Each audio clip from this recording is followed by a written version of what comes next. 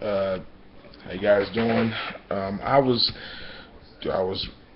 looking through different personal examples and thinking about the one I wanted to use, and I was just wanting to use one that was pretty fresh in everyone's mind, and that was the Marcus Smart situation. I've been coaching for 9 years, coaching high school basketball for 9 years.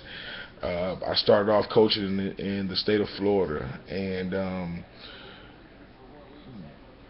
there should be a some type of barrier between players and fans. And uh, there was an incident in 2006, 2005, where we played a team in Central Florida, a very affluent school that was on the beach.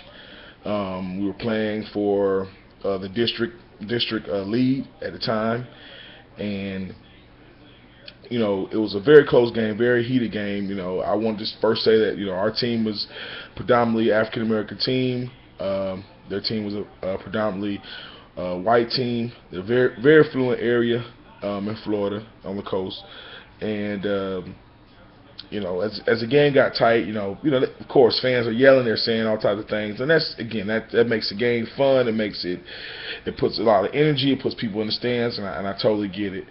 But leaving the stands, or leaving the game, or actually going to our locker room, a fan threw some things at one of our players and actually said a few things. And the player in question is a very even-keeled kid.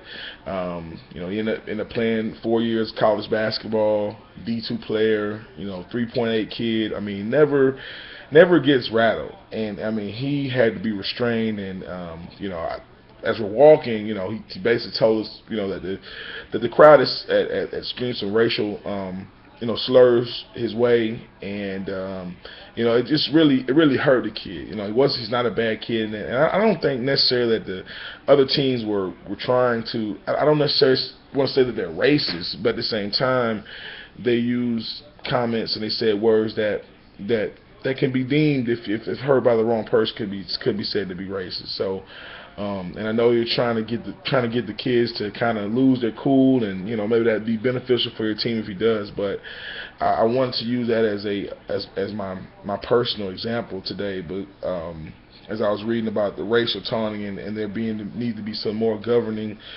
as that's concerned, I really do. It happens more.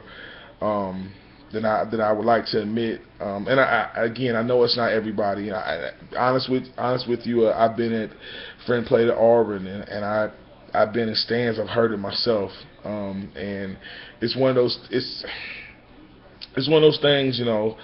It's not everybody, and that's kind of how I keep myself going. I know it's not everybody that feels that way, or that wants to say those type of things. Even in high school, I heard it as well.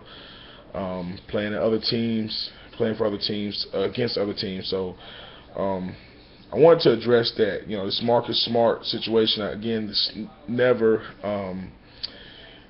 can justify someone going into the stands or justify somebody attacking a fan, but nor can you justify a grown man saying, words that are just not appropriate. It's not appropriate in any form. If you want to say those things in the comfort of your own home and you feel comfortable saying them, then go right ahead. But in a public setting, at a school, towards a child, I don't believe that's necessary, and that should be a part of the game. It's not showing good sportsmanship, and that's one of the first things that the officials ask of their coaches and of their players, and they ask that of their fans as well. So that was a personal example that I wanted to share, and I, just thinking about the times that it has happened, it happens more than it should, and I guess it's very sad because, if you look at a lot of the teams, especially when you look at basketball, football, the majority of players are African American, and some of the things that I've heard personally and some of the things that I've witnessed personally,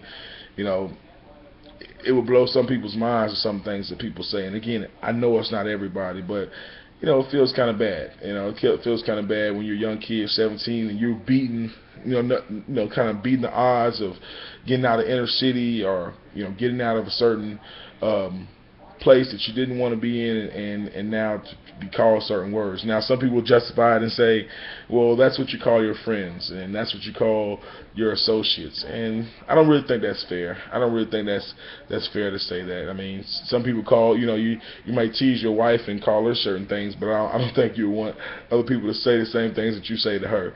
So I definitely understand, different parts of it, but I think there's just a time and place for everything, and I just don't think that's a time. I don't think there's a time and place to call anybody any types of names, but if that's something that you truly believe in, you truly want to call somebody that, just do that on your own time. But to direct it towards kids, I believe is just terrible. So that's my personal experience.